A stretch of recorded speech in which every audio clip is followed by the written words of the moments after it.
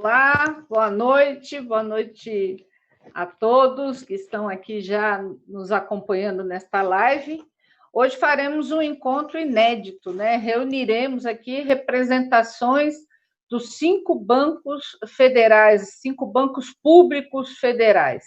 Então, de antemão, eu quero aqui agradecer a presença dos nossos convidados e hoje faremos um debate sobre um tema extremamente contemporâneo e relevante, que é o papel dos bancos públicos neste momento de enfrentamento à pandemia do coronavírus e, obviamente, qual será também a importância dos bancos para o pós-pandemia, que esperamos todos nós que seja o mais rápido possível, muito embora os números das autoridades de saúde mostrem que estamos, infelizmente, num processo de crescimento de contágio e lamentável, e, inclusive, já começar dizendo que, infelizmente, o nosso colega Inálio, que é conselheiro de administração do Banco da Amazônia, é das pessoas contagiadas, que teve contágio, né, pelo coronavírus, e infelizmente não estará aqui participando conosco, mas o Gilson Lima, que é presidente da Associação dos Empregados do Banco da Amazônia, estará aqui para fazer o debate sobre a importância desse banco regional para o desenvolvimento do país. Então, começo dizendo boa noite, Gilson, para você. Também conosco hoje a Débora. Débora é conselheira de administração eleita pelos trabalhadores para o Banco do Brasil. É uma mulher, né? São poucas mulheres que fazem parte de conselhos de administração. Só para vocês terem ideia, nós hoje no país, empresas públicas ou privadas com conselheiras de administração, nós temos somente 8% de mulheres em conselho de administração, para ser mais clara. Então, é um prazer ter a Débora com a gente aqui, vem fazendo um trabalho excepcional, está no primeiro mandato no conselho. Conosco também o Herbert, se eu errar o nome dele, depois ele vai me corrigir. O Herbert é conselheiro eleito pelos trabalhadores, também no Banco do Nordeste e também em primeiro mandato. Também conosco o Arthur. Arthur é presidente da Associação dos Funcionários do BNDES e que tem um banco que tem um papel extremamente importante no desenvolvimento do país em períodos de crise, e em especial no financiamento do setor produtivo, da grande indústria. Então, o Arthur vai estar falando com a gente aqui hoje.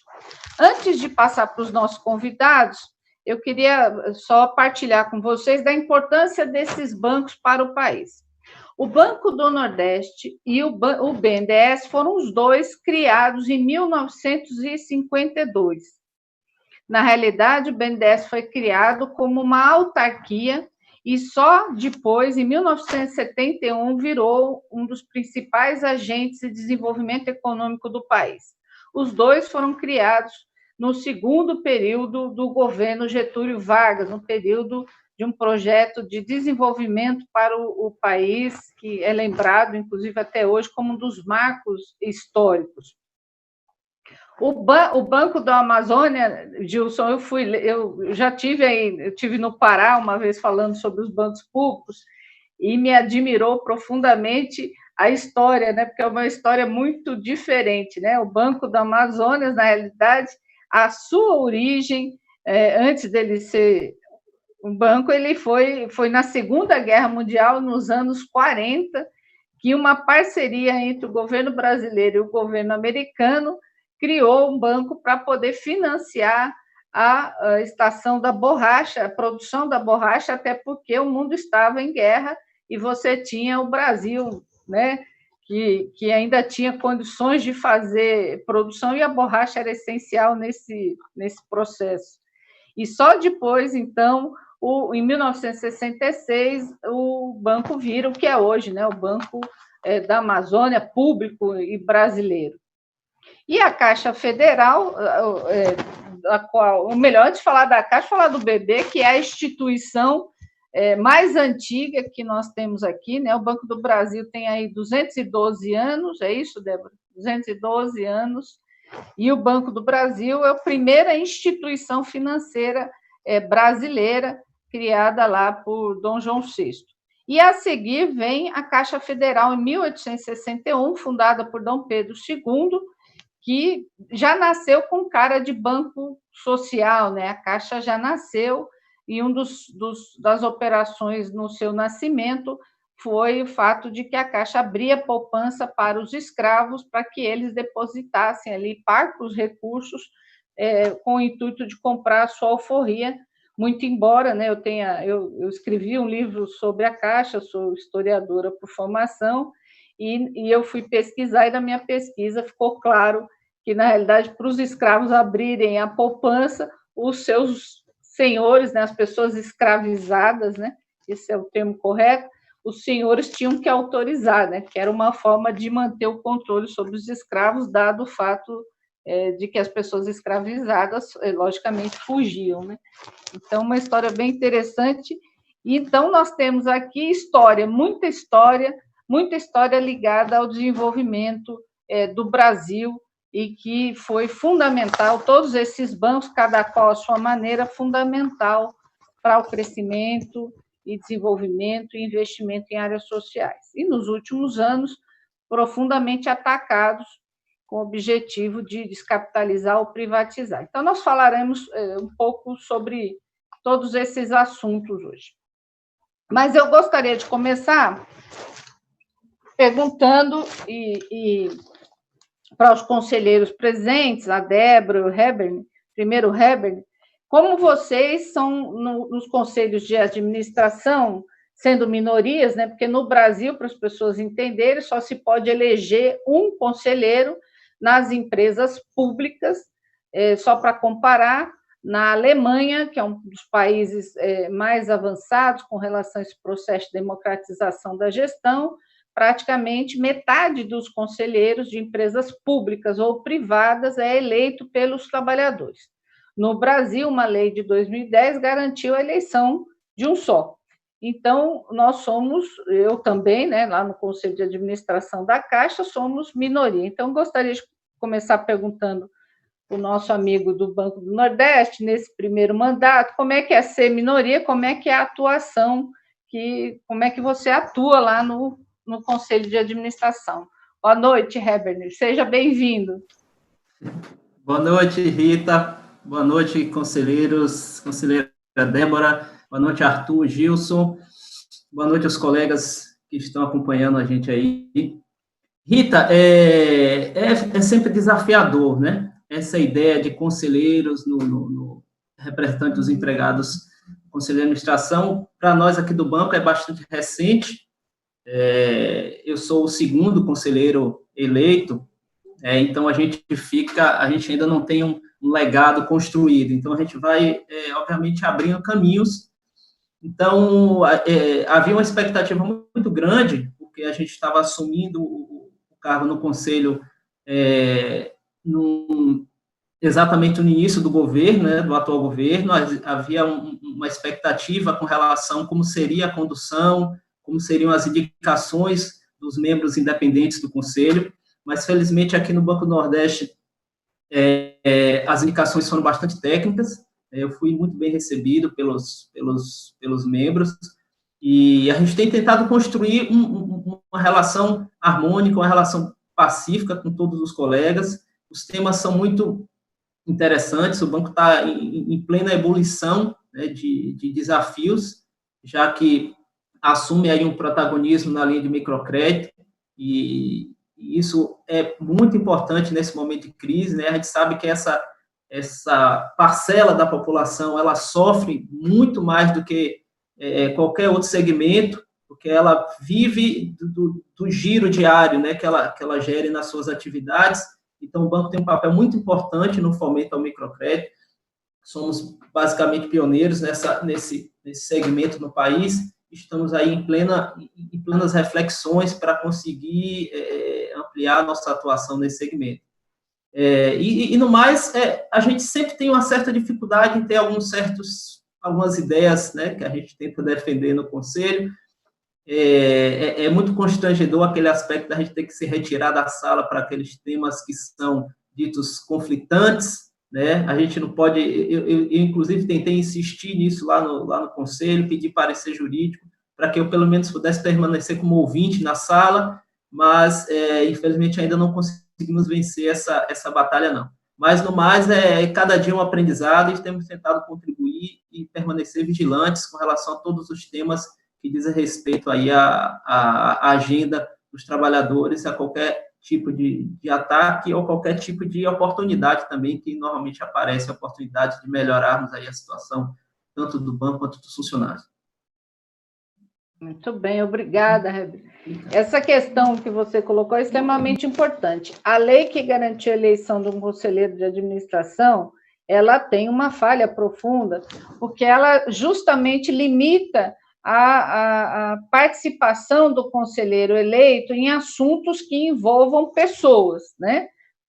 E aí eu sempre falo o seguinte, como nós somos eleitos pelos trabalhadores, a maior demanda dos trabalhadores é justamente que nós possamos discutir os seus direitos, possamos argumentar, possamos levar a voz dos trabalhadores para o Conselho de Administração.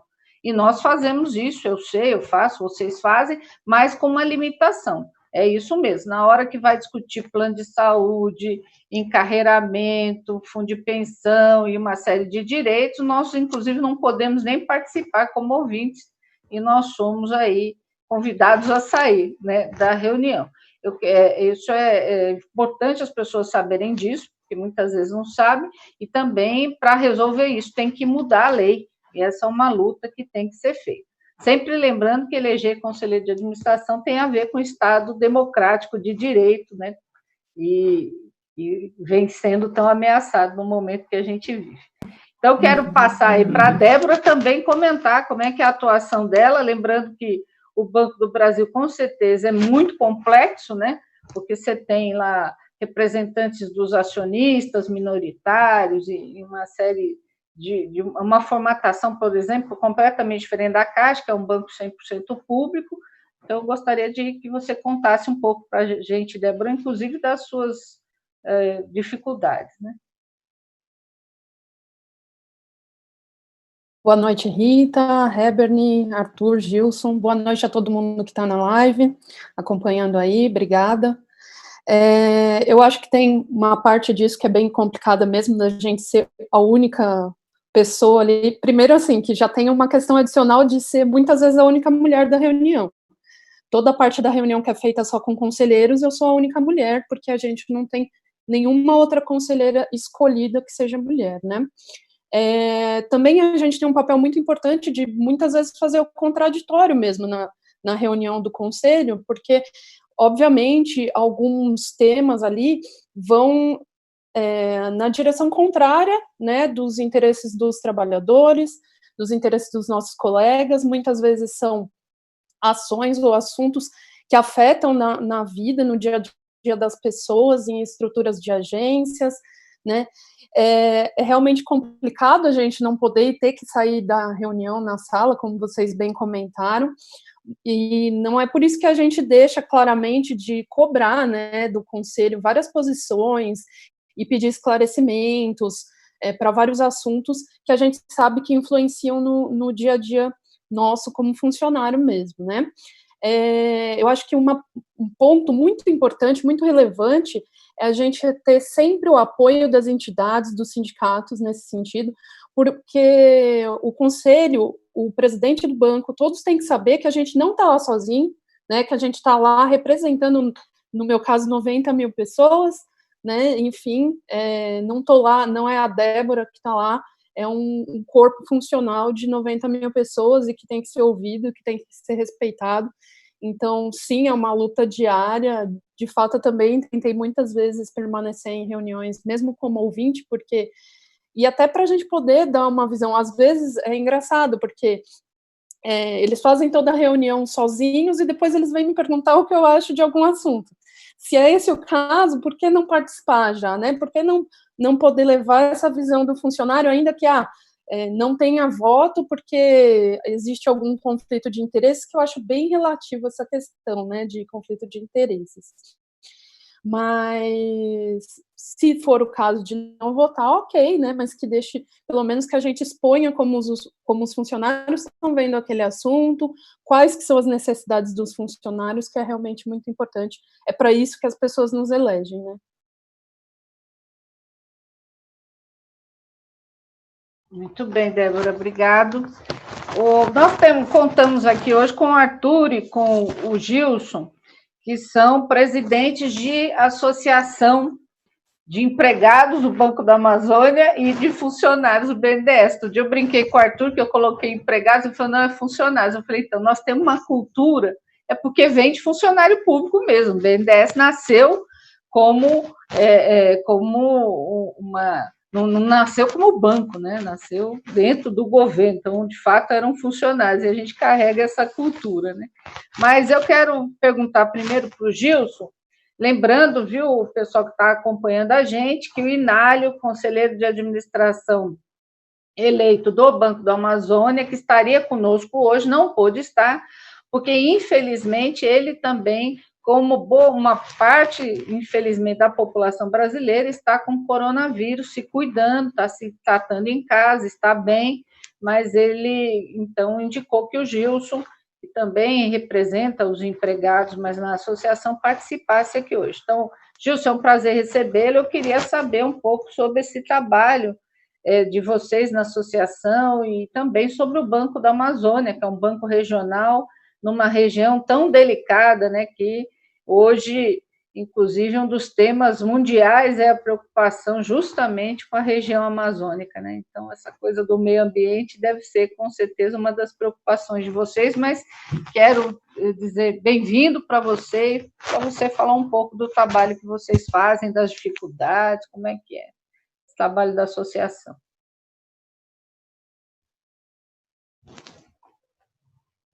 Gilson, você está sem som. Você está sem som. Está sem som. Você tem que ligar o som.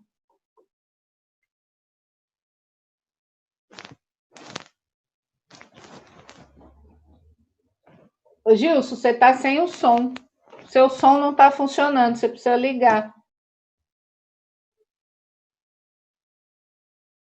Nós não estamos conseguindo ouvir o Gilson. Eu vou deixar o Gilson. Gilson, você fala daqui a pouco, enquanto você tenta corrigir seu som. Eu vou passar para o Arthur. A mesma pergunta que eu passei para o Gilson. O Arthur é presidente da Associação dos Funcionários do BNDES. E aí o Arthur podia falar um pouco para a gente do trabalho da associação. Bom, e o Gilson corrige lá e a gente volta. Bom, pode falar, Arthur. Obrigado, Rita. Obrigado os outros colegas aí, representantes dos bancos. É um prazer estar aqui. Eu acho que essa conversa, eu espero que seja a primeira de muitas outras, né? Eu acho que essa discussão, essa conversa entre a gente é muito importante. E, bom, a gente está há 4 anos na associação, na diretoria da associação, e foram 4 anos bastante intensos, em que a gente enfrentou toda uma situação muito complicada do banco, né? Logo ali que houve, depois do impeachment da presidente Dilma, o banco teve muito ligado, né, ao processo de crítica do governo, né? E você estava ali, ao mesmo tempo que rolava o impeachment, CPI do BNDES, depois seguiram várias outras CPIs. E então a associação ela ganhou crescentemente um caráter de defesa institucional do banco, esclarecimento. No momento que as vozes da diretoria do banco começaram a ficar hesitante, né, em se posicionar em defesa do banco, a associação cumpriu esse papel de esclarecimento, de muitas vezes o papel de defesa dos empregados injustamente acusados, e tem sido intenso, então, nessa história. Nós tivemos uma mudança drástica no banco, a taxa de juros do BNDES, né? Se entendeu ali no diagnóstico da crise de 2014, 2015, né, se entendia ali que o problema era um excesso de gastança que houve no país e os juros subsidiados do BNDES faziam parte desse problema, né? Então, se mudou a taxa de juros do banco, o que hoje gera dificuldades importantes para o banco ter uma atuação mais protagonista, né, no combate a essa crise. Acabaram amarrando a taxa do banco um custo de referência da taxa do banco é um título público, né, que tem um comportamento de mercado procíclico, né? Então, numa crise como essa, a taxa, a TLP, tende a subir. Então, como é que um banco vai atuar contraciclicamente se a taxa, o custo dele está na contramão do papel dele, né? Então, a gente discutiu muito intensamente isso no governo Temer. Acho que a associação cumpriu um papel importante para transformar o debate sobre a taxa num debate nacional. Vários economistas de diferentes visões se pronunciaram sobre aquela mudança. É interessante também observar que a equipe econômica do governo Temer continua nesse governo atual. Uma boa parte, principalmente no segundo escalão, esses economistas que foram responsáveis pelo teto de gastos, pela mudança da taxa do BNDES, eles continuam ainda dando uma parte importante das orientações. Enfrentamos as condições coercitivas no banco, né? A gente teve, eu vou resumir aqui, né? Mas algumas coisas que acho que todo mundo acompanhou pela imprensa foi essa perseguição em torno da operação da JBS, né? Então, você teve uma condução de quase 40 colegas do banco, né? Num caso que hoje até hoje não há evidência nenhuma, inclusive nós temos julgamento na justiça em primeira instância que definitivamente excluiu qualquer técnico do banco de qualquer envolvimento em esquemas de corrupção ligados a essa operação. Inclusive, a justiça não conseguiu identificar a existência de tráfico de influência, malversação de recursos, qualquer coisa do tipo. Em primeira instância, foi completamente cancelado. E, assim, é uma situação curiosa, né? Mas acho que é pouco conhecida, que quem nos últimos 5 anos acompanhou o debate público sobre o BNDES, imagina que o banco basicamente fez dois tipos de operação. As operações de comércio exterior, financiando infraestrutura, né, em outros países, né, e as operações de aporte de recursos acionário em empresas, como no caso da JBS. Na verdade, nos últimos 10 ou 20 anos, isso correspondeu a 5% dos desembolsos do BNDES. 95% dos recursos do BNDES foram aplicados em outras coisas. Só que nos últimos 5 anos, o banco foi tratado como um banco que só fizesse essas coisas, né? E sem uma discussão devida do mérito dessas operações. Então, a associação, assim, eu falo isso porque, para entender o que a gente tem feito, tem que se entender esse debate que tem acontecido e um pouco da nossa visão de como é que a gente tem tratado esse tema. Nós temos sido, acho que talvez, um dos principais porta-vozes de uma visão de esclarecimento da opinião pública, né? O debate sobre o BNDES foi muito desqualificado. Nós temos a posição assim, de que a associação não deve ser uma associação corporativista, ela tem que pensar o BNDES no seu papel dentro do país. Então, a gente está aberto à discussão crítica do banco. Agora, o nosso combate prioritário tem sido para tentar nivelar o debate por alto, né? Quer dizer, tirar as fake news, as mentiras, que contaminaram o debate sobre o BNDES. Eu acho que nós temos feito algum progresso nesse sentido. E esperamos fazer mais ainda agora nessa crise, né? Acho que a gente está vendo aí, como a Rita falou, o papel dos bancos públicos, a gente vai ter um vídeo mostrando isso. O BNDES é um desses bancos. Acho que a sociedade vai ter uma chance grande de entender e descobrir a importância do BNDES e dos demais bancos públicos. Por aí, Rita. Obrigado, Arthur. Olha, tem algumas perguntas e pedir para o pessoal que está acompanhando, nós vamos tentar respondê-las. Tem várias, inclusive, que são para mim, né, sobre a situação dos colegas da Caixa que estão nesse atendimento, que é uma coisa de maluco, né, esse atendimento de milhões de brasileiros, todo centralizado num único banco, e que vem agravando a situação de trabalho das pessoas, não só de risco de contágio, mas de estresse, trabalho dobrado. Então, nós vamos falar um pouco sobre isso também, tá? O pessoal está acompanhando. Boa noite aí, nós temos muita gente acompanhando a gente, muito feliz de ter vocês aqui com a gente. O Gilson já conseguiu resolver o problema do som, Gilson? Liga o seu som. Está desligado ainda. Isso. Está me ouvindo, Gilson? Então, agora, nós gostaríamos de lhe ouvir.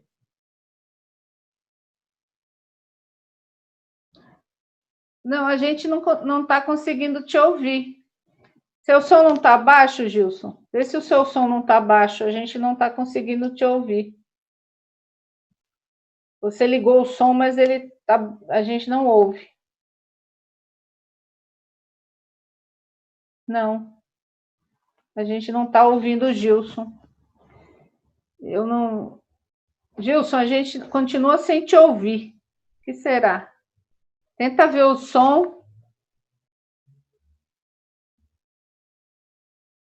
Bom, enquanto o Gilson tenta arrumar ali de novo, para a gente poder ouvir ele, nós vamos ter uma apresentação aqui de como era... O Arthur falou um pouco sobre isso, né? Essa questão do debate da privatização, ele é muito interessante, porque nós, inclusive, estamos transmitindo aqui pelo Comitê Nacional em Defesa das Empresas Públicas, que, além de ser conselheiro, eu coordeno, inclusive, a associação, né, do BNDES participou muito com a gente dos debates lá no Congresso Nacional, quando nós organizamos toda uma frente contra, na época, o projeto de lei 555, que previa, na realidade, a grosso modo, na sua origem, a privatização, ou facilitar a privatização de todas as empresas públicas brasileiras. Quando o Gilson voltar, ele dá um oi para mim e eu passo para ele, tá, Gilson? Se o seu som voltar. E essa questão da privatização ela é interessante, porque para privatizar ou esquartejar as empresas, descapitalizar, o grande argumento é a corrupção. Quando, na realidade, eu penso que se você for fechar todas as empresas que têm indício de corrupção, não ia ter empresa privada, não é? Não ia ter empresa privada no mundo. E nós podemos pegar em vários casos, inclusive no Brasil, né, a própria JBS, as construtoras, você pode pegar a Samsung Mundial, a Volkswagen, o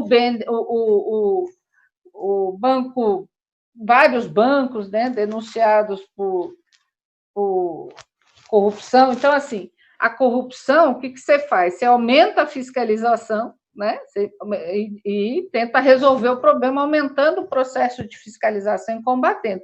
Ela não pode ser argumento para fechar a empresa, para acabar com a empresa. E no Brasil, nos últimos anos, que nós vimos que isso virou argumento, verdadeiro ou não, no caso do BNDES, isso não foi provado, para você acabar com as empresas públicas e entregar toda a riqueza nacional para as multinacionais, né? Então, esse foi o argumento.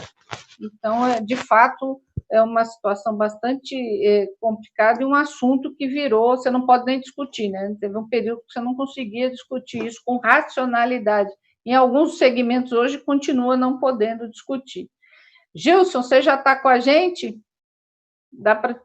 Fale para a gente. Não, eu sugiro que você tire o microfone, tira o para ver se a gente consegue isso. Vamos ver se sai o som.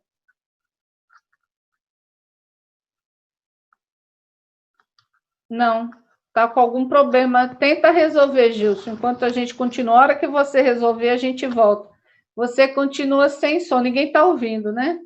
O Gilson está com problema no som, infelizmente, mas a hora que ele conseguir resolver, a gente volta.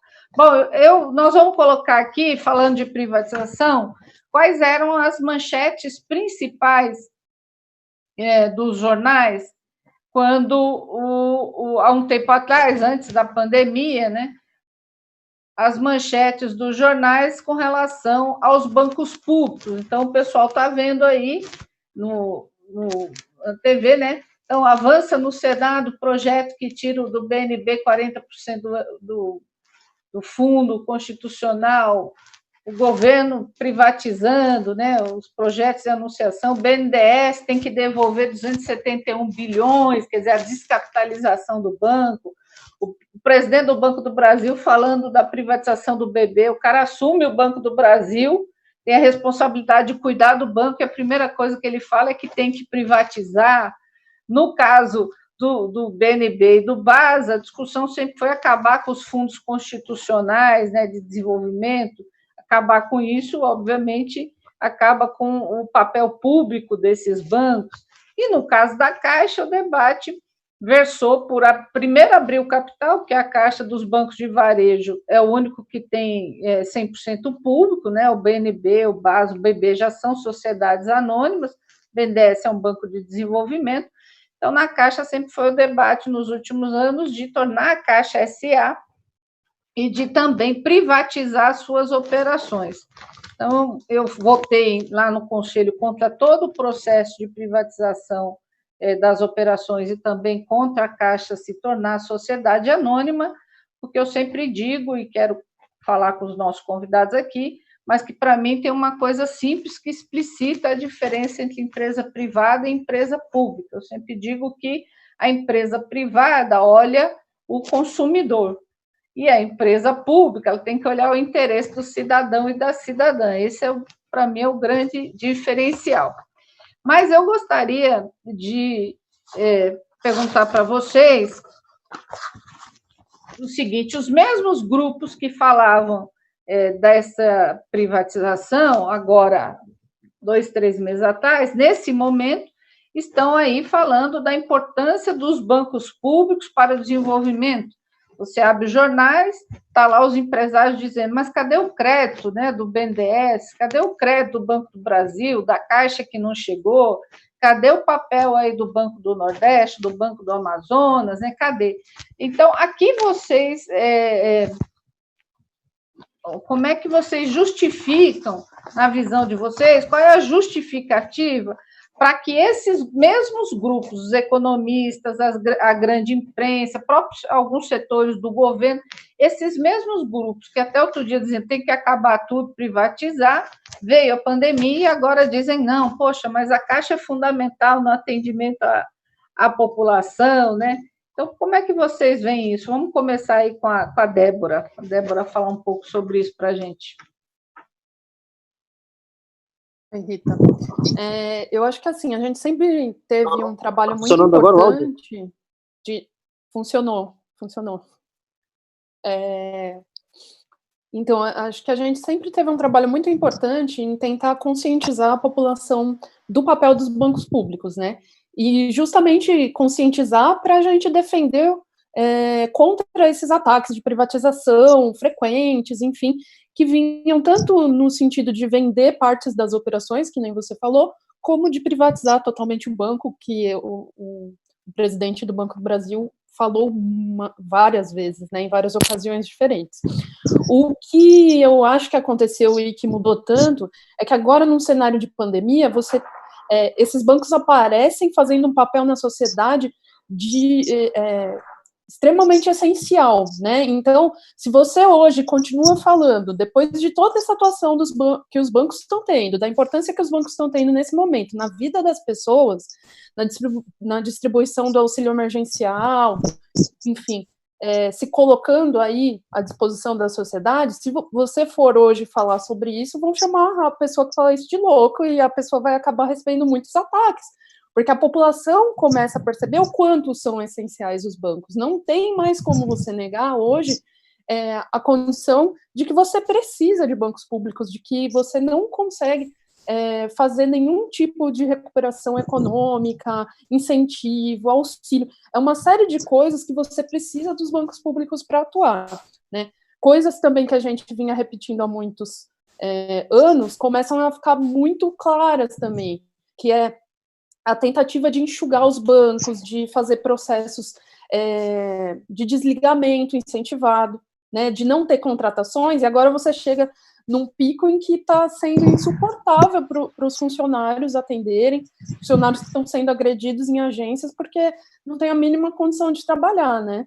Porque a política toda vem sendo de diminuir o número de funcionários, pensando só num corte de folha e não pensando no atendimento da população, não pensando no papel que esses bancos têm na vida das pessoas, né? Então, acho que a grande mudança foi essa. Hoje, se a sociedade antes, muitas vezes, já colocava ali que uma grande maioria era contra a privatização, né, dos bancos, hoje em dia, então, se você falar isso e repetir esse exercício e perguntar para as pessoas, muito mais pessoas vão dizer que são contra privatizar os bancos, né? Vou passar para o Gilson, que acho que voltou o som do Gilson. Tudo ok, Gilson? Está me ouvindo? Ok. Vamos lá, queremos ouvir você um pouco. Ok. Eu primeiro queria agradecer o espaço, né, lamentar a ausência do nosso conselheiro de administração, dizer que sempre tivemos uma parceria muito grande com nossos conselheiros, todos os conselheiros, acho que o Banco da Amazônia foi um dos primeiros a ter representante no Conselho de Administração, desde lá até aqui, todos os eleitos foram eleitos com apoio da Associação dos Empregados do Banco. Eles foram peças-chaves para incorporar mais conhecimento na prática da associação. A associação tem uma dívida muito grande com eles, principalmente com o nosso atual agora, que está convalescente dessa doença, está se recuperando, está bem. Eu queria acalmar as pessoas, ele está bem, teve febre, então a gente, até há pouco tempo, ele ia participar da reunião, achamos melhor ele conversando com ele, dele se cuidar mais, e eu entrei aqui de improviso nesse debate. Uma coisa que eu primeiro queria aproveitar esse momento, fazer uma homenagem, porque o Banco da Amazônia é um banco que atinge toda a região amazônica. Eu acho que talvez a região de maior dificuldade de acesso do país. As dificuldades regionais aqui são imensas de acesso. Uma viagem, às vezes, por exemplo, se você fazer uma viagem aqui de Belém para algum município do estado, em barco, você pode tirar 4 dias de barco. Então, é uma situação difícil, de difícil acesso.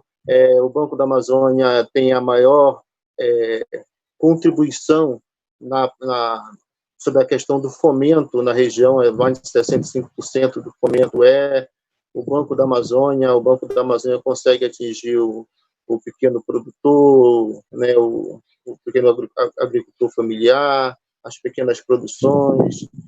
E o nosso representante, ele tem um papel importante de trazer essas informações para a associação. E eu queria prestar uma homenagem aqui a algumas pessoas que hoje estão ausentes, né? A primeira pessoa, no dia 22, nós perdemos um colega, foi o Isaac, né? Ele era da agência de Coari. Coari é uma cidade com uma dificuldade de acesso muito grande. Eu não sei se ainda é mais de um dia e meio de barco de Manaus para lá, não sei se o acesso ainda é esse lá para Coari. Nós perdemos a colega Elíada, né, aqui da Matriz, né, no dia 26 de abril, né, o Raimundo Reis, que é um colega eletricista do banco, perdemos para a Covid. Perdemos um colega que não foi de Covid, mas a dificuldade hoje de acesso hoje à saúde no país criou também e principalmente Belém, nessa situação de pandemia, né, nós perdemos o colega, o Jansen, né, e o último agora foi o colega que saiu recentemente no PAI no PDV nossa, que é PAI, né, saiu, foi o Natalino. Então, prestar uma homenagem a essas pessoas, né, que são pessoas que trabalharam no banco, deram o seu suor pela instituição. Eu queria dizer aqui uma coisa, né, nós estamos aqui num embate muito grande. A primeira coisa foi a defesa do próprio fundo, né. A gente entende, primeiro o seguinte, a gente sabe que sempre tem uma dissonância, uma contradição entre o que é a função do fundo, às vezes a sua execução. Nós temos, em relação à função do banco, a missão do banco, a gente é o seguinte, talvez seja os que mais cobrem a questão, a instituição que mais cobra essa missão do banco talvez seja a EBA, né, fiscaliza e tal. Então, nós queremos que a melhor coisa hoje, a melhor prática, o melhor conhecimento hoje em relação ao fundo, em relação à questão do desenvolvimento regional, hoje está na região amazônica, no Banco da Amazônia. Hoje nós temos plantados em cada agência um agrônomo, um técnico que está lá há 20, 30 anos de instituição, conhecendo as dificuldades, o ponto correto, né, a forma melhor de manejo, todos esses detalhes em relação ao desenvolvimento regional. E é importantíssimo que esse fundo esteja na mão do Banco da Amazônia. E para a gente isso é uma questão fundamental, a defesa do FNO no Banco da Amazônia. A gente sabe das dificuldades que terá uma outra instituição para ter esse conhecimento. Nós temos um respeito profundo sobre a aplicação de outros recursos na região amazônica.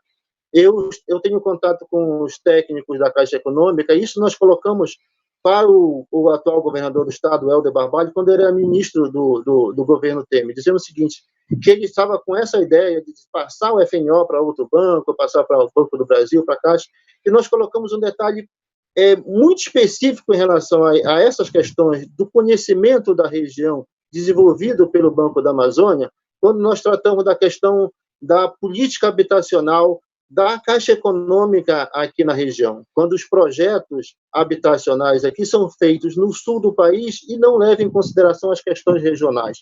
Aqui em Santarém, aqui em Castanhal, em outras localidades aqui, que é um calor imenso, uma umidade muito grande, as casinhas pequenas, que aqui tem uma abundância de terreno, mas os lotes de 25 metros quadrados, onde as pessoas são assentadas, tem um aquecedor de água. Né? Isso porque é um projeto que os próprios técnicos da Caixa Econômica daqui têm dificuldade de fazer alteração. Então, esse conhecimento é extremamente importante, que o Banco da Amazônia, pela sua história que você muito bem colocou, desde a Segunda Guerra Mundial para cá, vem produzindo conhecimento sobre a região.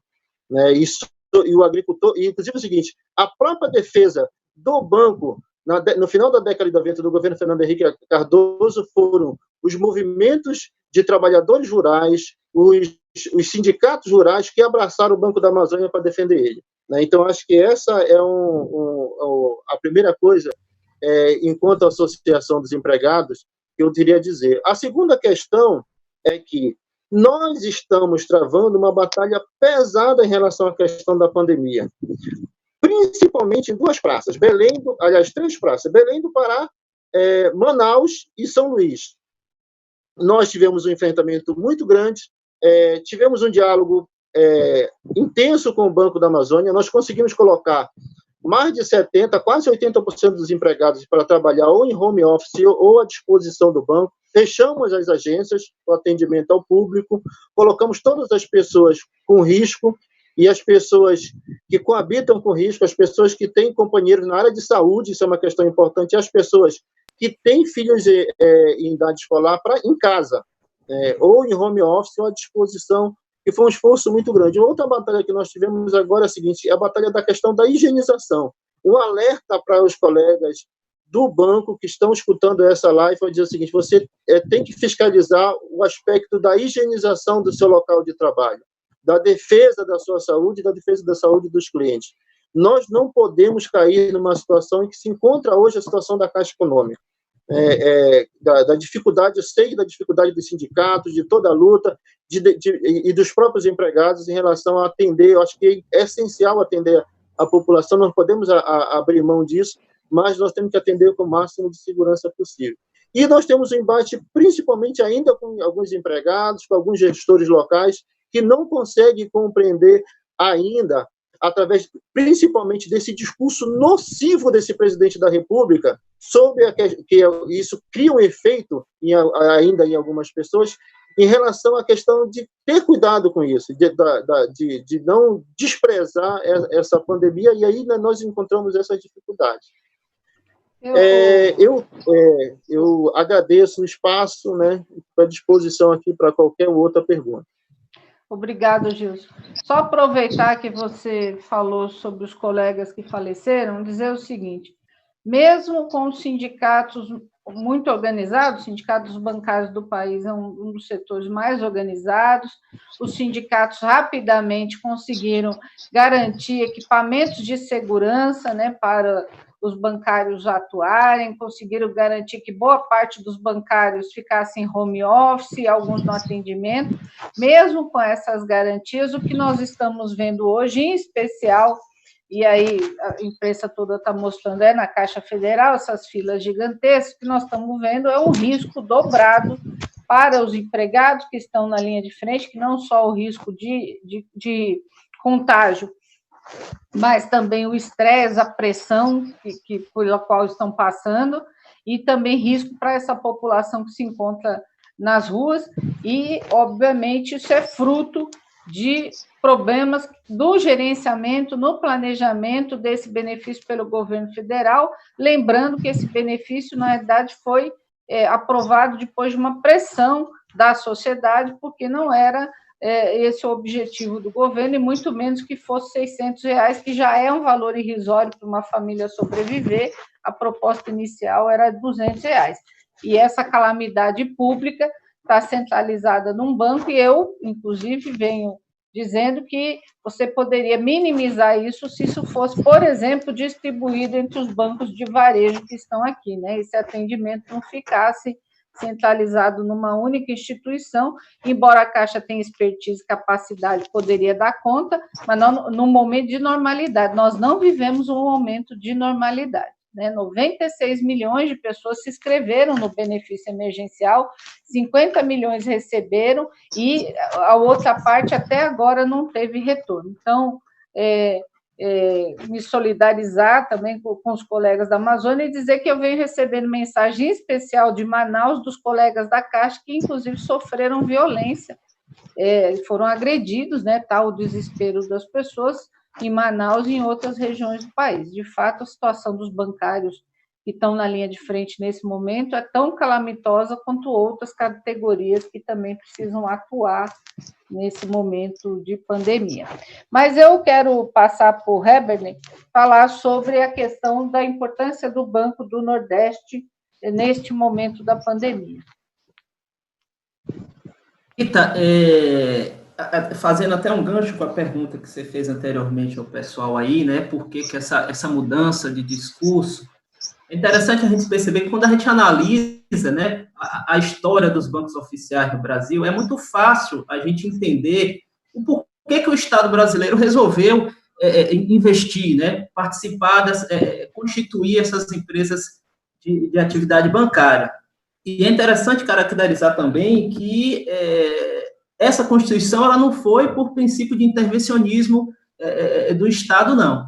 Quando a gente começa a estudar um pouquinho da história, a gente percebe que haviam diversas falhas, né? As falhas de mercado linkadas aí à circulação monetária, à penetração territorial, né? A eficiência da intermediação financeira e o desenvolvimento, principalmente do crédito especializado, que é uma das coisas que tanto o Banco Nordeste, quanto a Caixa, quanto o BASA, o BNDES e Caixa fazem com muita precisão. E o Banco Nordeste não é diferente. O Banco do Nordeste ele veio para assumir e propor, participar de uma política pública linkada numa região e que tem caracterizadamente uma economia bastante deprimida. Na época que o banco foi criado, é importante caracterizar isso, a renda per capita da região Nordeste ela equivalia a cerca de 48% da média brasileira. Né? E nesse período, nesses 68 anos que o banco vai fazer em breve, essa renda per capita não teve alterações significativas. E essa é uma reflexão importante que tem que ser feita, porque ela é, inclusive, utilizada como crítica ao banco, eventualmente, quando alguns economistas avaliam a eficiência, né, dos fundos constitucionais. O FNE sozinho, né, os fundos constitucionais sozinhos e o banco sozinho, ele não tem como caracterizar grandes transformações na região, porque a região depende, né, transformações de ordem regional, elas precisam de diversos outros partícipes, ela precisa da intervenção dos governos municipais, dos governos estaduais, e ela precisa também de outro conjunto de políticas públicas que estejam ligadas com os princípios de desenvolvimento.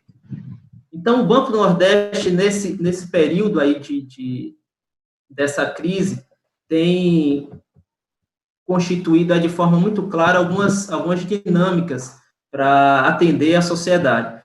Primeiro, as renegociações de dívidas, que o banco rapidamente colocou em pauta.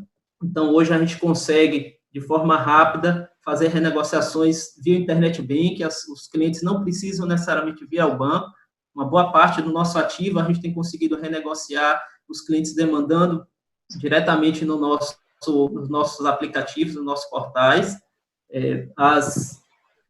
A nossa área de microcrédito também teve as parcelas repactuadas por 2 meses, o prazo médio das operações também aumentou de 5 para 7 meses. A gente também tem ações muito claras na linha de crédito, né? O banco conseguiu, junto ao Ministério do Desenvolvimento Regional, abrir linhas de capital de giro aí com 36 meses de prazo total, 12 meses de carência, juros extremamente atrativos, aí que chegam até 0,2% ao mês com a linha do FNE emergencial, redução de tarifas, ampliação, inclusive, de valor de crédito para ser tomado com garantia meramente fidejussória. Então, temos aí um conjunto muito amplo de iniciativas do banco para buscar auxiliar a sociedade brasileira a superar esse período. É importante destacar também, Rita e demais colegas, que, além da pura e mera atuação nas linhas de crédito, o banco lançou recentemente, agora em abril, o edital do Fundo de Desenvolvimento Científico e Tecnológico, né?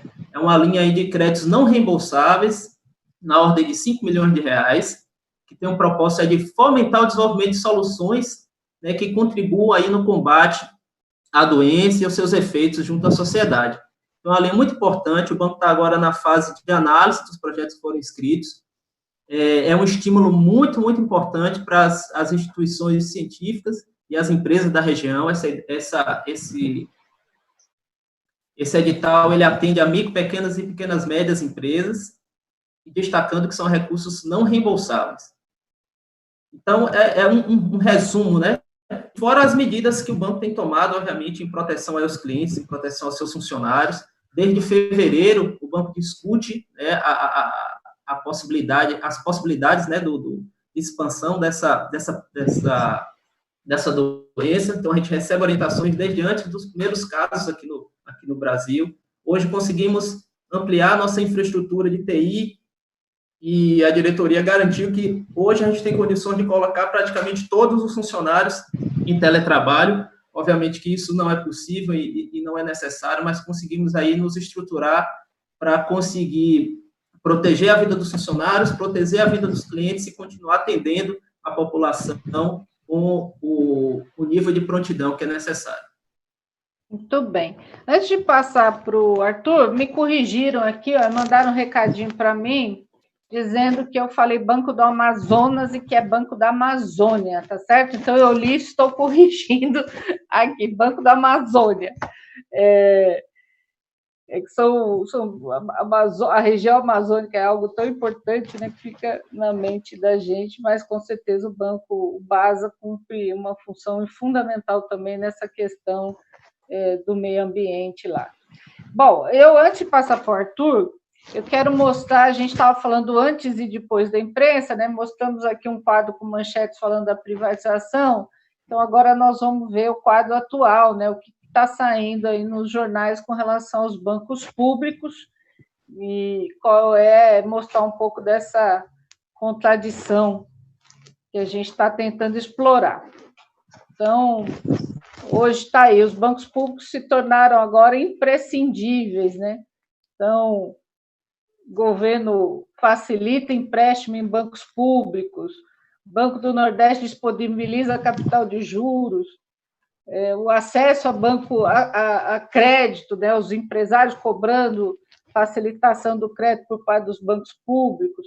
a Caixa pagando auxílio emergencial, né? Já pagou para 50 milhões de brasileiros, inclusive criou um aplicativo em tempo recorde, atendeu milhões de pessoas em tempo recorde, e, obviamente, isso tem um preço, né? Como nós dissemos aqui, que é a sobrecarga sobre os trabalhadores e os riscos. Aí está ali, Bolsonaro diz que BB terá linha de crédito para amenizar as crises. Após ambicioso plano para diminuir bancos públicos, uma manchete da agência Reuters, o governo consolida o uso da Caixa do BNDES da crise, né? Então, é um pouco a mudança que teve aí de discurso. E eu quero mostrar um vídeo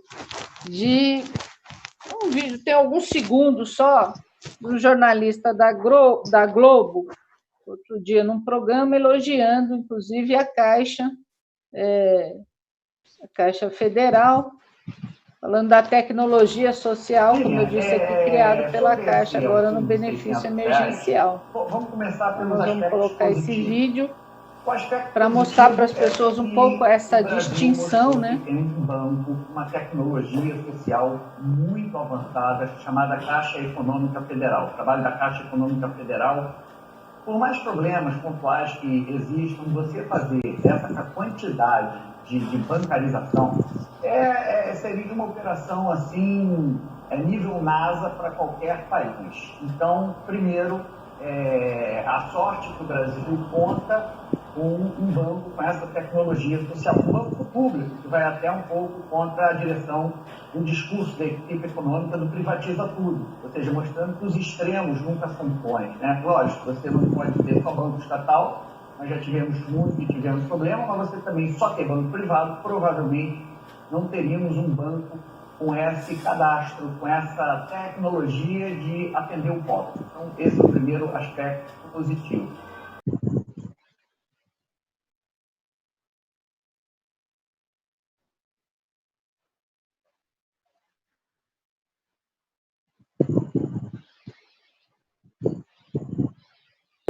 Vocês viram aí, né, o jornalista, a Globo, inclusive, que foi na grande imprensa, a maior parte dos seus comentaristas defendendo a privatização, né, o tempo todo, pressionando, inclusive, e agora dizendo, olha, se não tivesse esse banco público com essa tecnologia social, com essa expertise, como é que ficaria o atendimento de milhões de brasileiros? Como exemplo, outro dia eu gosto de usar o caso dos Estados Unidos, né, que é uma coisa de louco, você imaginar o país, uma potência, que são os Estados Unidos, né?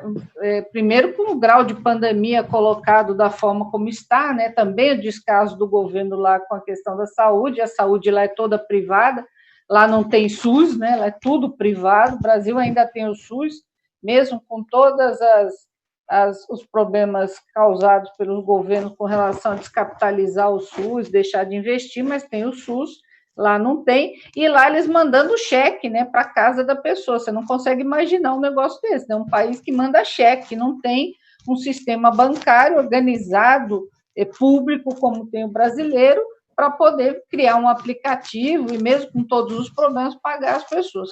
Então, Arthur, eu gostaria que você falasse um pouco sobre isso. Eu vi aqui seu artigo, né, que saiu na Folha de São Paulo, falando justamente do papel do BNDES neste momento de crise como uma fonte de crédito. E um dos problemas é que as empresas, né, estão aí reclamando o seguinte: o governo fala em crédito, dos bancos públicos, principalmente, houve liberação de compulsório, né, pelo Banco Central para todo o sistema financeiro, e o crédito não chega a quem precisa. Então, gostaria de falar, que você fizesse sua análise sobre isso. Acho que eu introduziria isso, Rita, pegando um pouco o que a Débora falou, né? A Débora estava comentando sobre como é que agora ficou, com essa situação toda, ficou claro, né? Você também, né? Estava nessa apresentação aí, né? Mostra que agora está claro que a gente precisa de bancos públicos, né? Então, é como se o caso do banco público estivesse sendo feito pela crise. Mas eu acho que tem um comportamento do governo claramente. Gente, agora não posso. Gente, só um instante. Eu estou com as crianças em casa aqui, eu estou tentando Desculpa. Fique tranquilo, que live em tempo de pandemia é desse jeito, tá certo? Sozinho com meus 2 filhos em casa. Não, é assim mesmo. Fiz todo um acordo para eles me darem esse tempo, mas... Agora, é importante você entender o seguinte, que o governo está... É lógico que ele foi pego, então, no contrapé, né? Porque o discurso para os bancos públicos era o contrário desse. Para o BNDES, era o discurso de se desfazer da carteira da BNDESPar, né? Os 100 bi da carteira da BNDESPar estavam sendo programados para serem vendidos. Você tinha uma programação também de descapitalizar o banco, no sentido de você devolver todos os aportes que o Tesouro fez no BNDES ao longo aí do período dos governos petistas, né? Então, você tinha era um empréstimo de longuíssimo prazo, você estava pedindo para que esses empréstimos fossem pagos antecipadamente. No nosso entender, uma violação clara da lei de responsabilidade fiscal, que fala exatamente sobre que o controlador de um banco, né, da federação, o controlador dele não pode pedir antecipação de pagamento, mas isso estava ocorrendo, né? Isso vem ocorrendo ao longo desses últimos anos. E, de repente, agora eu preciso ter recurso no BNDES, eu agora preciso...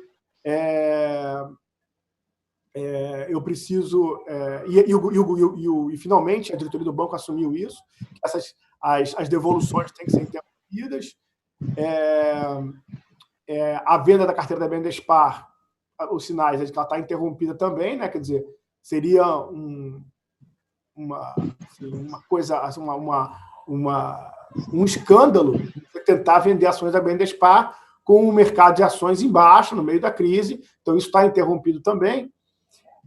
Só que eles estão tentando, esse que é o detalhe que eu queria colocar, eles estão tentando, então, assim, ao máximo possível, fazer uma agenda de combate à crise que não os contradiga completamente.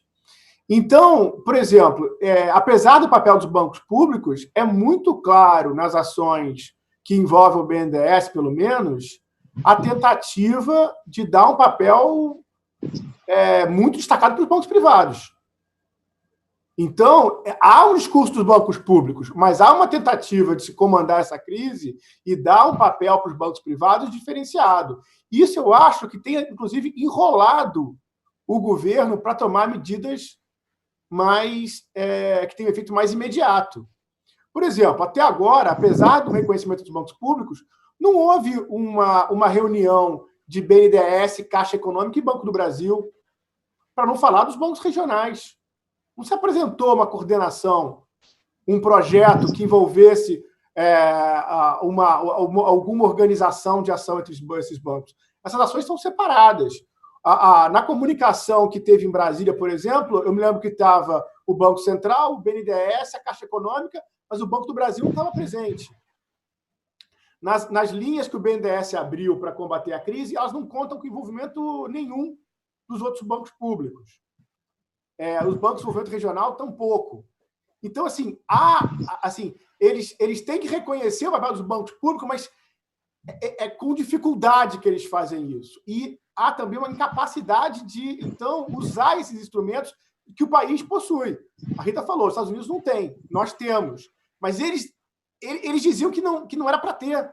Eles diziam que não precisava ter. Então, agora, eles estão tentando não se contradizer completamente. E não apresentam uma alternativa que poderia ser dada no Brasil. O Brasil não está usando, essa é a visão que a gente tem colocado para o debate, o Brasil não está usando os seus instrumentos, os seus braços de financiamento público na dimensão, né, e com a efetividade que poderia ter.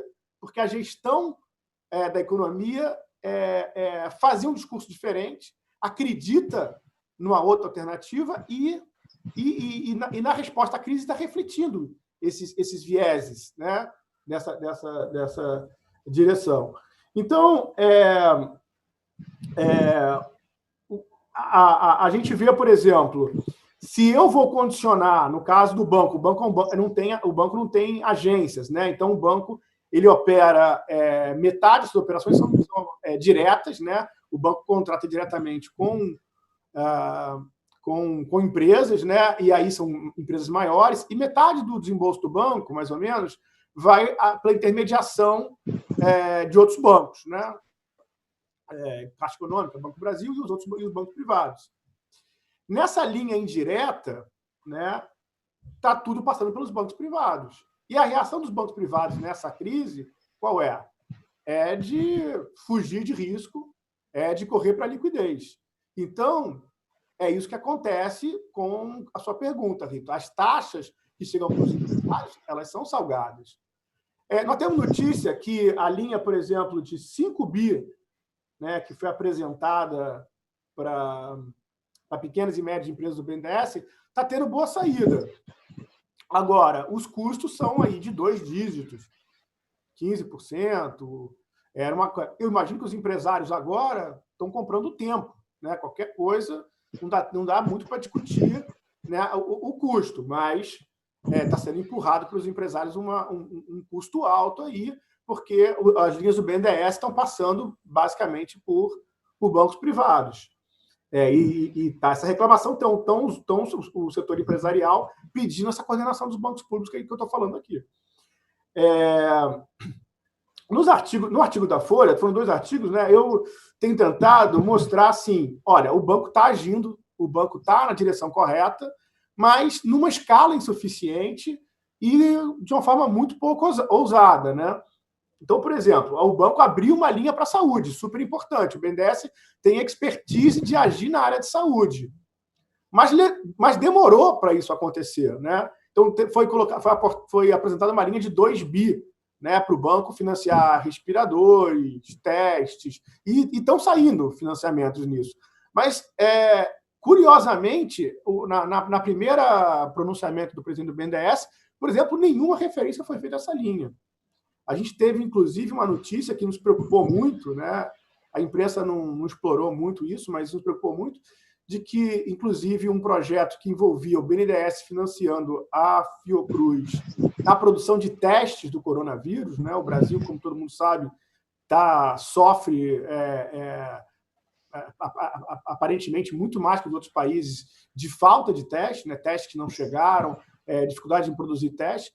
Mas, então, tinha uma linha, tinha um apoio do BNDES para a Fiocruz que foi interrompido, dizendo que o Ministério da Saúde já aportaria esses recursos, né? Quer dizer, o que você imagina numa situação dessa? Aí eu quero dar o exemplo da falta de ousadia. O que você esperava num momento desse? Bom, não é possível que esteja recurso sobrando para produzir teste no Brasil, né? Então, se o Ministério da Saúde quer ajudar a produção de testes, sabe, vamos somar esse recurso do BNDES. Não faz sentido falar que porque o BNDES, que o Ministério da Saúde vai apoiar os testes, o BNDES... Filho, tudo bem? Você jogou meu ovo da Páscoa fora?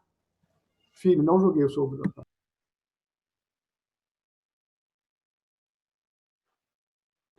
Faz parte das lives, mas antenando ali com o que o Arthur estava falando, na realidade, no momento da crise, se descobre a importância das empresas públicas. E eu gosto de dizer o seguinte, se hoje nós temos empresa pública, Petrobras, Eletrobras e os bancos públicos, é porque os trabalhadores e a sociedade organizada lutou muito para que essas instituições se mantivessem públicas, porque os bancos estaduais, por exemplo, foram praticamente exterminados na década de 90, foram todos privatizados e não sobrou banco estadual, por exemplo. Hoje seria fundamental, além do Banco do Nordeste e do Banco do Amazonas, que tem política regional, você ter bancos estaduais para poderem executar políticas regionais e ajudar o país a sair da crise, ou até mesmo atender esses benefícios sociais de forma mais próxima da realidade das pessoas. Então, se tem empresa pública hoje, é porque teve muita luta para se manter essas empresas públicas, e fica claro também que você não tem como pensar, e aí ficou, eu acho que não só no Brasil, mas no mundo, para enfrentar uma crise desta como colocada, não é possível fazê-la sem ter um Estado forte, um Estado organizado e um Estado que conte com equipamentos públicos sejam as empresas de investimento, de energia, seja na área de saúde. Se o Brasil colocou um teto de gastos na saúde e na educação, portanto, o SUS já estava sofrendo, mas virou a salvação para poder fazer o enfrentamento da pandemia. E se hoje tem dificuldade, falta de leitos, etc., é justamente porque vinha sofrendo queda bruscas de investimento. Então, acho que esse é o debate principal. Eu quero só passar... Arthur, você quer terminar seu raciocínio? Só queria... Obrigado, Rita, queria pedir desculpa aí, mas... Não, a gente já descobriu que você jogou o ovo de Páscoa fora, podia ter dado para a gente comer, mas tudo bem. Meu Deus, eles só aparecem quando eu estou falando. Só para concluir, então, Rita, assim, para não entrar em todos os detalhes, né, para não é necessário, que nossa atuação tem sido no sentido de cobrar, né, que o banco seja utilizado em todo o seu potencial, né? Essa é a cobrança, é o contraponto que a gente faz no debate com a atual diretoria, é de realmente a gente ter uma atuação, ficar em cima para que o banco possa ter uma influência. O banco possa agir dando o máximo que ele tem, né? E essa é a preocupação de todos os empregados do banco, assim. E o banco tem uma experiência grande, acho que os outros bancos todos passamos por isso, que nós enfrentamos a crise de 2008, né? Assim, e aí essa coisa um pouco, eu vou concluir dizendo isso, é uma coisa um pouco triste sobre o Brasil, né? Que a gente não consegue fazer um processo de aperfeiçoamento, né? Quer dizer, você não discute, teve coisa errada nos apoios de 2008, 2009, certamente deve ter tido, né? Certamente tem coisa para melhorar. Mas a gente teve um grande aprendizado ali, muita coisa foi correta, muita coisa foi certa, foi comentado em vários papers, em várias discussões, a importância da atuação dos bancos públicos, o BNDES foi muito protagonista naquele momento lá em 2008, 2009, e há um consenso muito grande da correção da atuação do banco. Por que não se usar essa experiência agora nessa nova crise? Né? Quer dizer, com aperfeiçoamentos, mas não, nós estamos tentando fazer uma coisa já completamente diferente, entendeu? Já com outro papel dos bancos privados. Então, assim, isso eu acho que é o que a gente tem que acho que é lamentável, né? Por quê? Porque foi feito todo um discurso contra. Então, meu ponto é esse, assim, eu concordo, está acontecendo uma revalorização, um reconhecimento dos bancos públicos. Só que essa administração faz isso de forma hesitante, sem querer dar o braço a torcer, e isso tem consequências práticas, está tendo consequências práticas na forma como eles estão respondendo à crise. Só para a gente caminhar para encerrar, né, porque tá longo já, tem muita gente acompanhando a gente, mas vai ficando longo, só dizer o seguinte, isso tem a ver com o modelo de Estado, né? Se você tem um modelo de Estado desenvolvimentista, como você tinha lá em 2008, você tem uma política para, naquele momento, logicamente não se compara com a crise de hoje, mas para minimizar os efeitos da crise mundial no país. Quando você tem hoje um modelo aí de Estado mínimo, quer dizer, um modelo onde tudo tem que ser privatizado e favorecer, obviamente, o capital privado, aí é outra visão, quer dizer, nada que é público presta, foi isso que nós ouvimos nos últimos anos, tudo tem corrupção, nada presta, nada eficaz. A questão é que o mundo passou por um problema, e não só o Brasil, na minha opinião, mas o mundo agora tem que refletir sobre os seus valores, né? Ficou claro o tamanho da desigualdade social e os estados, como eu já disse aqui, os estados que são organizados, que são fortes, eles enfrentaram a crise de um jeito. Os estados que não têm uma visão social, um modelo interno de respeito às pessoas, de desenvolvimento, de diminuição da desigualdade social, estão enfrentando isso de uma forma bastante caótica. Nós estamos vendo aí os Estados Unidos e agora o Brasil, é só ver a linha da pandemia crescendo, como é que isso está sendo enfrentado, inclusive com contradição entre a orientação do governo federal, que trata isso com descaso e vem fazendo de tudo para acabar o isolamento, e os governos estaduais e municipais com a questão muito mais grave, porque o sistema de saúde está ali na porta dele e ele está vendo isso ser saturado. Mas eu quero mostrar um vídeo para vocês, e aí nós vamos fazer as considerações finais, que é do assunto atual, e muita gente perguntando da situação da Caixa, né, do benefício emergencial, que virou uma loucura, uma aglomeração, e eu fui numa das agências aqui da região, e nem é a agência mais complicada, é a mais complicada aqui de Santo André, onde eu moro, com a maior demanda, mas você tem locais no país onde a situação é muito pior do que aqui da Vila Luzita, onde eu fui, pedir para o pessoal colocar o vídeo. É só dizer para os empregados que estão assistindo a gente que o problema aqui está ali o vídeo, vamos ouvir.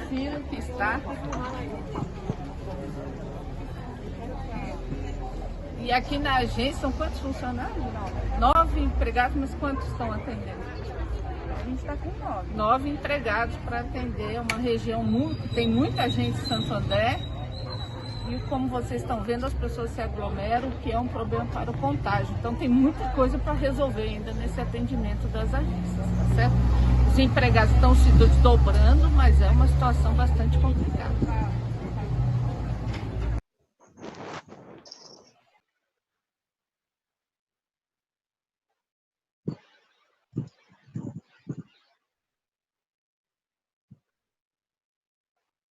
Então, aí nós vimos um pouco desse retrato. Eu fui na agência, faltavam, inclusive, alguns equipamentos de segurança, que logo depois foi resolvido, mas, assim, você tem...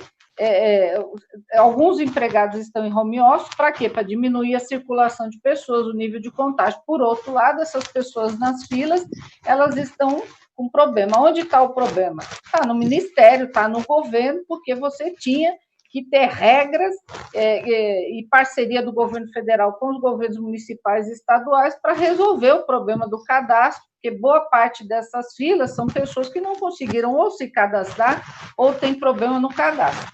Como eu disse aqui, 96 milhões de brasileiros até o momento se cadastraram, o prazo só termina em julho, 50 milhões foram aprovados o pagamento. Os outros não sabem se foi rejeitado, por que foi, porque até agora essa informação não está clara. E onde eles vão? Eles vão na Caixa para saber. Não é papel da Caixa, o papel da Caixa é pagar. E essas pessoas correm risco de contágio e os empregados também. E aí tem um outro problema aqui entre nós, né? Nosso patrão, entre aspas, né? Quem é o governo federal, que emite sinais profundamente contraditórios, obviamente, né? A autoridade de saúde fala uma coisa, o presidente fala outra, e no sentido de acabar o isolamento, tá certo? O que vai aumentar? Os números já estão aumentando, mostrando a pandemia crescendo. Então, essa é a preocupação principal hoje. Mas do nosso debate, eu quero passar para vocês fazerem 1 minuto de fala, de consideração final. Eu, de antemão, quero agradecer, dizer que foi uma honra ter vocês aqui e que esse debate é extremamente contemporâneo, ele não se encerra aqui, porque nós vamos ter que discutir, afinal, que Estado nós queremos, que Estado o Brasil quer, que mundo nós queremos pós-pandemia, porque, para mim, eu entendo que esse momento de crise ele é fundamental para a gente pensar num mundo melhor, com menos injustiça social, com menos desigualdade social, porque a crise mostrou uma desigualdade social, inclusive no Brasil, né, que o povo chamou de invisíveis, né, porque nem quem está governando conhecia a realidade do país, e eu entendo que é um momento da humanidade repensar os seus valores do meio ambiente, da solidariedade, do compromisso, e para isso, para você ter um mundo melhor, um Brasil melhor, nós precisamos ter investimento, nós precisamos ter crescimento, e para isso os bancos públicos são essenciais, são fundamentais.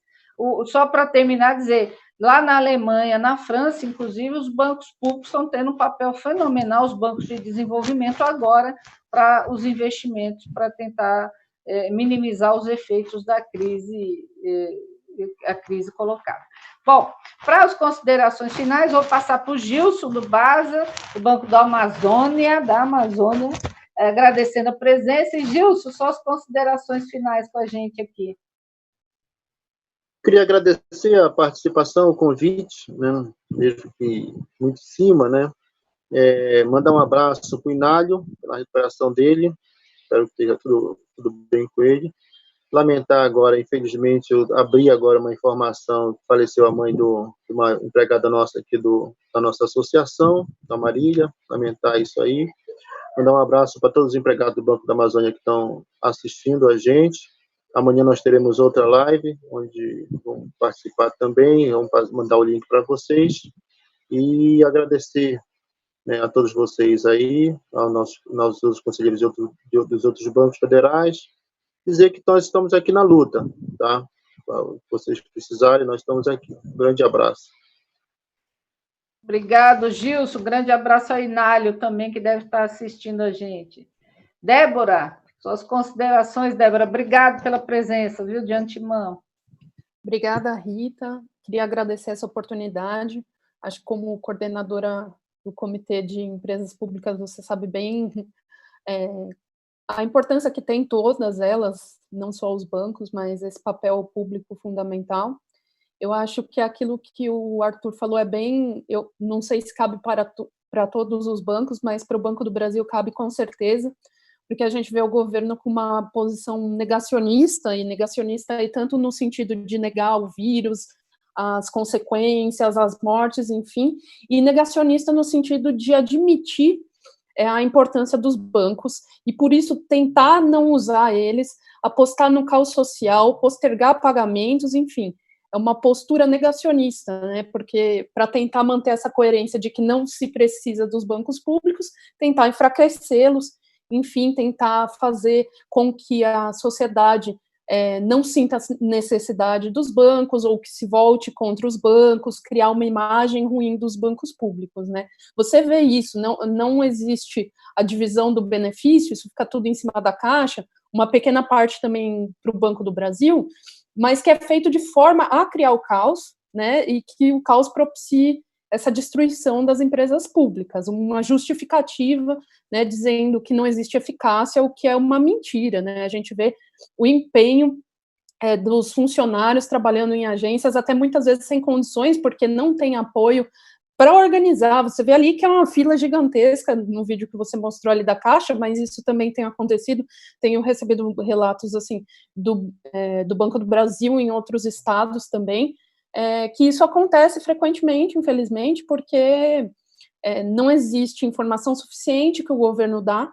A gente está realmente só fazendo os pagamentos, né? Não são os bancos que estão prestando, dando o auxílio, e o governo não dá informação, não atende suficientemente bem a população, e essas pessoas acabam tendo essa impressão de que é uma ineficiência dos bancos públicos, o que não é verdade. A gente vê nossos colegas extremamente comprometidos nas agências para ajudar a população, né? Então, a gente tem que ficar sempre vigilante disso e saber que no momento em que a crise passar, a gente vai voltar a sofrer ataques, que a gente vai voltar a ter esse governo.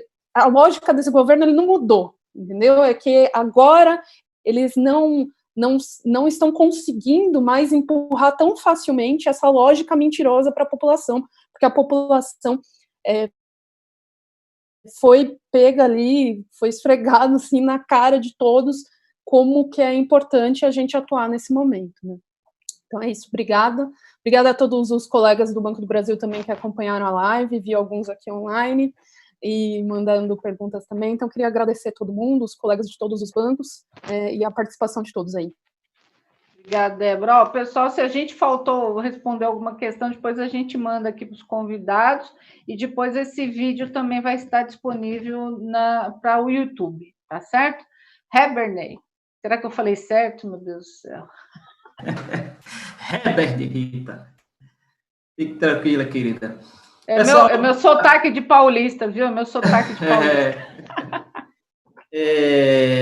Muito importante, Rita, essa iniciativa nossa. Eu acho que essa integração que nós, conselheiros, estamos tendo desde o início das nossas eleições tem sido muito importante para deixar os colegas bancários bastante esclarecidos sobre o que ocorre no nosso meio, né? Primeiramente, apresentar aí mandar um abraço para o colega Inálio, que infelizmente é acometido aí pela Covid, apresentar também minhas condolências aí aos familiares dos colegas bancários e de todos os colegas aí da sociedade que infelizmente perderam familiares nesse momento. Então, Rita, eu acho que de tudo que a gente discutiu aqui hoje, está muito claro que esse modelo econômico que é defendido pelo atual governo, ele está em completo contrassenso, sabe, com todo o direcionamento e tudo que a gente percebe na sociedade hoje. Eu assisti recentemente um documentário chamado Salvando o Capitalismo. Está disponível na Netflix, quem quiser acompanhar. Ele foi produzido pelo Robert Reich, ele é o ex-secretário de Trabalho lá do governo Bill Clinton, sabe? E fica muito evidente o que ele apresenta do ponto de vista de falência desse modelo econômico de capitalismo, baseado em propriedade privada e em livre mercado. Ficou muito claro, principalmente nesse momento de crise, que o capital ele se protege, como o Arthur bem colocou, né? No momento de crise, o capital ele busca a liquidez e esquece de todos os outros papéis que é necessário que o capital cumpra na sociedade. Então, os bancos públicos exercem um papel importantíssimo, não só no momento de crise, é importante destacar e que a gente defenda também essa bandeira. Nós não somos importantes apenas no momento de crise, os bancos públicos são essenciais, as empresas públicas são essenciais para um bom equilíbrio de todos os partícipes da sociedade. Então, a gente precisa deixar isso muito claro. Os bancos públicos, principalmente os regionais, eles são estratégicos, porque ainda existem desigualdades regionais muito crassas e definidas em nossa sociedade. E a gente precisa efetivamente atuar e defender um modelo que vá de encontro a isso. Uma colega minha mandou hoje, só para finalizar, Rita, uma matéria muito importante. Obrigado, Ana Cassiopeia, pela indicação da matéria. É uma matéria que está aqui no site da Rede Brasil. O título é assim, só para o pessoal buscar depois. A Holanda prepara modelo econômico para decrescer após a pandemia. O país europeu projeta ações para o futuro em busca de uma composição econômica mais solidária e menos predatória. Eu acho que a gente precisa caminhar em reflexões nessa linha. A gente não pode sair dessa pandemia, dessa crise, e voltar a pensar toda a estrutura econômica, financeira e social do país sobre a mesma ótica que a gente vinha pensando e que os atuais governantes estão pensando. Então, mandar aí, para encerrar, um abraço para os colegas do BNB, um abraço para todos os colegas que acompanharam a gente, dizer que a gente está disponível, né, a todo momento aí para esclarecer vocês, dizer que fiquem em casa quem pode, né, saudar aí os guerreiros da Caixa, do Banco do Brasil, do BASA e do BNDES, que se mantêm na linha de frente, enfrentando todos esses percalços e contribuindo aí para que a gente supere o quanto antes essa crise. Então, um abraço e obrigado a todos.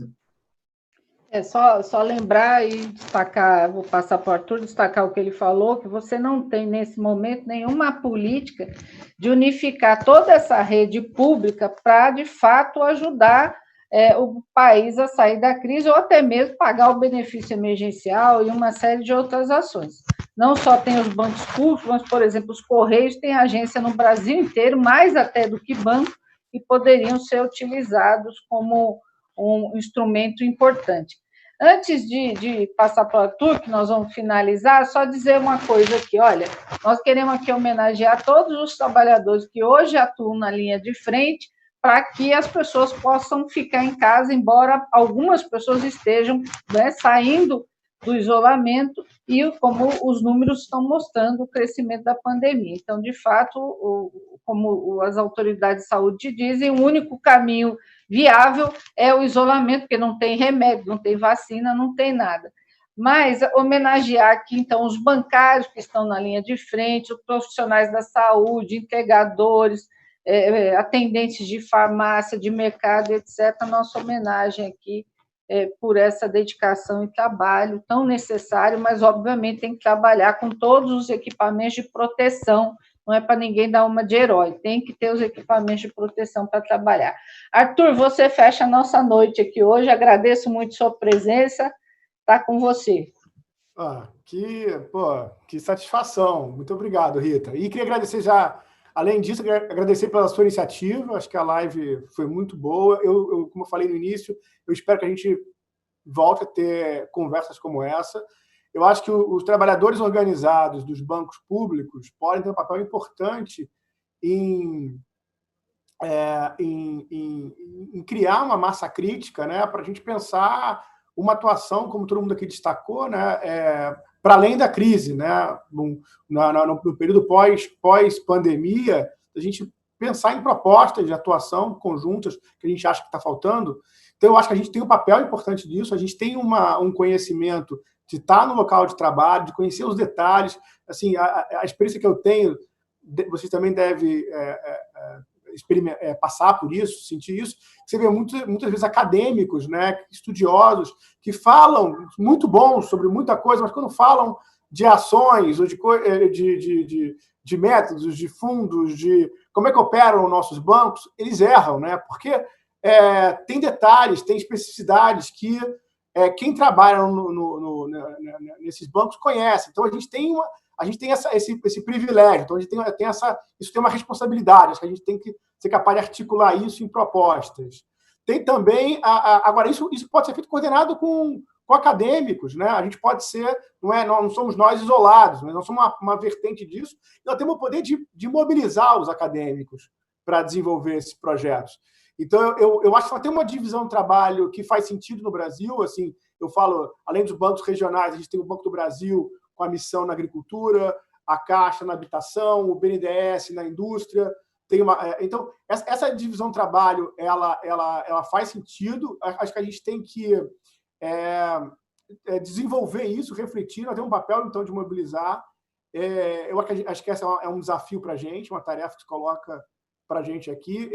Nós temos muito o que aprender sobre a realidade dos outros, né? Então, esse debate ajuda nisso.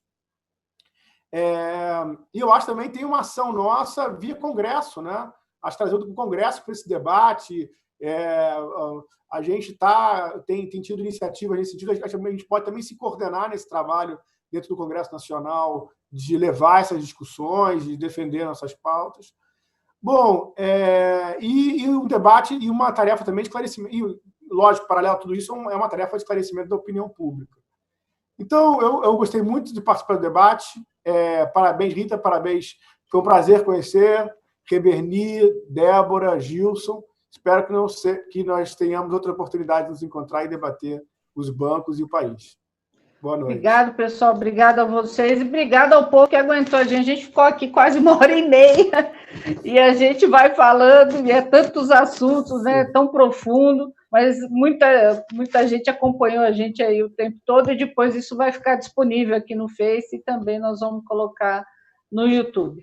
Meninos, obrigado, menina. Débora, obrigado. Estamos juntos, pessoal, e vamos superar essa crise e vamos fazer de tudo para sairmos dela, que o Brasil saia melhor do que entrou, né? Essa é a nossa esperança. Obrigado para vocês. Estou agradecida. Obrigada, boa noite. Um abraço, boa noite. Boa noite.